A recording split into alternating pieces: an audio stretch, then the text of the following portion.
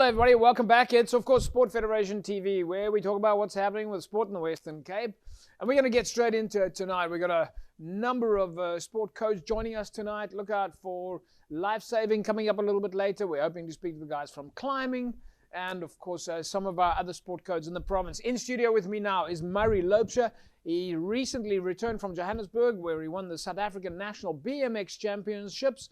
But that's not his only forte. Murray, welcome. Nice to have you in studio with us. Oh, thank you for having me. It's a pleasure to be here. Great to have you in studio with us. First time, I think. Yes, correct. It is. And I think for us, this is quite an educational opportunity, because you're not only a competitive rider, you also do it from a social aspect point of view, and pretty much like enjoying what you do. Yeah, I mean, I love to go to a contest. I get a ride with all my mates, all the guys there. Yeah. We tend to all know each other, so it's just a fun time, really. Obviously, there's that competitive tension and everyone wants to beat each other, but it's fun. I struggle with the competitive side. I feel like it kind of brings the worst out of me, maybe. Yeah, pretty much. Or the best. Yeah. Well, yeah, let's say, yeah, we'll say actually, or the best. You can look at that two different ways, for sure. So just tell us a little bit about this tournament, this competition first. You are from the Western Cape. Obviously, our Western Cape BMX cyclists are doing amazing at the moment. I think under the guidance of Rikus Muller, the Commission for BMXing, you guys have had, from a provincial point of view, you've had success in KZN. This competition, two divisions, pro division, amateur division. Tell us a bit more about the competition itself. So it was a park contest, so ramps, and it's based on freestyle. Okay. So you're doing tricks in the air, you're going upside down, you're spinning the bike around. It's fully based on tricks, and you have a minute run on this park layout to do the best run you can do without falling. You judged on amplitude, so how high you go in the air. You judged on trick difficulty, the hardness of the tricks you are doing, and the style that you do it in, so it looks like smooth or whatever. So everyone goes out there, they practice their runs, they put it together, and then you do this full-blown run in a minute on this course. I was in the pro category with all the best in the country, and we went head-to-head essentially, and we just battled it out. Yeah. And then it's up to the judges to decide. It's kind of subjective in a way. So one of the things that the guys have told us before is that the building of the track itself is quite a process. Do you guys have a chance to practice on the track before you go out, or do you just have to figure it out on the day? We had a practice. Yeah. It was fairly short, 2 hours of practice, but it's enough. We all have a good understanding of how to ride around. Okay. So then you get to ride the course, and then you just kind of figure it out as you go. And then you've ridden it, so then when you have a break afterwards, you kind of piece it together like a little puzzle, I guess. Yeah. And then you wait for warm-up, and then you go qualifiers, and then finals. So tell us a little bit about the difference between the pro division and the amateur division. You're obviously in the pro circuit. You're international competitor, big brand ambassador for Vans and for Red Bull, obviously. But the difference between the amateur guys and the pro guys? There is quite a discrepancy. I feel like, you know, when you're pro, you're usually getting paid to do it. Not always. Yeah. So that initiates a higher level of riding, because you can now do it full time. A lot of pros still have to do side hustles. Some not. But is the competition the same? Is the track the same? Yeah, the course is exactly the same. The criteria is the same. Both have them. Actually, I think the amateurs had a 45-second run. Okay. Yeah, but pretty much it's the same thing, but the level between the riding there's a noticeable difference, and that is why you have pro and amateur. Yeah. And once you step out of amateur, you obviously go to pro. So after the guys go, what we have is, obviously, if you're going from provincials, you go to the nationals. Do the guys now go to? I mean, you also reminded us that this is an Olympic sport. Yeah. BMX is an Olympic sport. People maybe forget about that sometimes. But what's the next step for the guys that have competed now at the nationals? You have an opportunity to go to a world championships. You have an opportunity to go to. Yes, exactly. Yeah. So you gain points here, and then I can't exactly remember, but I believe it's the top 5. As I said, I'm not pursuing the Olympic route. Yeah. But yeah, then you go to the world nationals and qualifiers, and then you can qualify to go to the Olympics off of that, like the world circuit. And there's obviously like a certain amount of spots open for that, and that's what you're going to do. I believe only one person from Africa will go to the Olympics. Okay. So that is But as a pathway, there's obviously a good pathway for moms and dads that are watching the likes of yourself now. They will know that if they join a club somewhere locally and they start practicing, they can get to the provincials. You can become a South African athlete.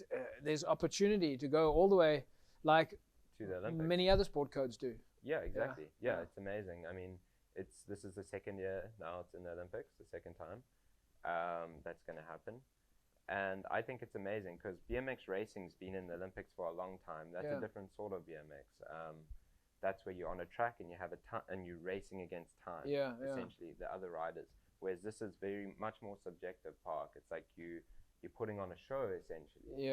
And then you get flatland BMX, which isn't in the Olympics. You get street riding, which is what I do. More content based, out in the streets, more like kind of skateboarding sort of style of things. You also get dirt jumping. So there's many aspects of BMX under a big umbrella, but park and racing are in the Olympics. So there was a time that you were an amateur BMXer. At some other stage you said, right, it's time to become a pro. Tell us about that shift from being an amateur to a pro. How did you know, number one, that it was time to become a pro? And are there enough draw cards for amateurs to keep working hard to become professional? Well, for me, I just rode my bike because I absolutely loved it. I was a little kid frothing. I feel like I'm still the same kid frothing. I get on my bike, I have a good time, it's fun. Obviously, there's like layers of work ethic and whatnot. But I just rode. I went to local contests. I got noticed by brands and they started sponsoring me. So it wasn't necessarily. Oh, did they come to you? So you were on the radar, obviously, and the brand manager said, we need Murray Loubser on the books. It seemed to be. Maybe someone did a little talking for me, but it wasn't on my terms. So they came to me, which was lovely. That's not always the case. But for me, fortunately, I was just doing what I was doing. People liked what I was doing, and they came to me. So as a brand ambassador for so many of these brands, how much work does it take for you? What do you do typically to make sure that you live up to the expectations of these brands? I mean, when we saw you arrive here today, you had your bike ready to go. Do some filming somewhere exciting. I mean, I don't tie myself to a schedule necessarily, but I pretty much ride every single day of my life. I've done that since I started, though. It was never, it's never like, this is what I must do. It's just because I enjoyed it. I constantly make content, almost on the daily. So like my Instagram's always busy, my story's always running. You've just won the South African Championships. We know that you're in the free rider space and in the pro space. What comes next now for Murray Loubser? For me, I'm busy working on getting visas. I've got the South African passport, so it's I'm sure you know it's quite a tricky one. But I'm going to Europe. I'm doing a trip around Europe for a Red Bull project. So we're traveling Norway, Sweden, Finland. After that, I've got 2 contests in Europe that I'll compete in. So Simple Sessions and Battle of Hastings. If people want to follow you, I mean, I think this is fantastic to see that South Africa and the Western Cape has got a brand ambassador like yourself. I can obviously see why the brands support you, but if people want to follow you, where's the best place to go and look? Is it on Instagram? I would say Instagram. Instagram? I mean, yeah, that's probably where you'll see the most of my life and what and I do. The handle?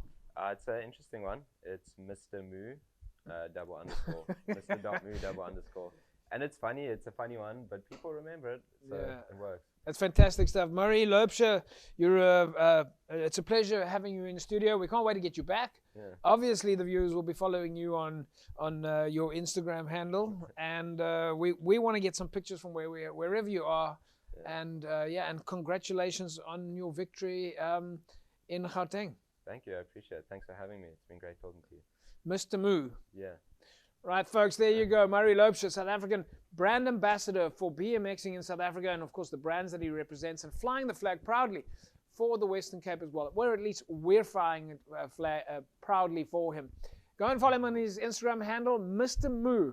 I'm certainly going to go follow it, and we're looking forward to seeing all those exploits. But yeah, we'll see you after the break. Don't go away.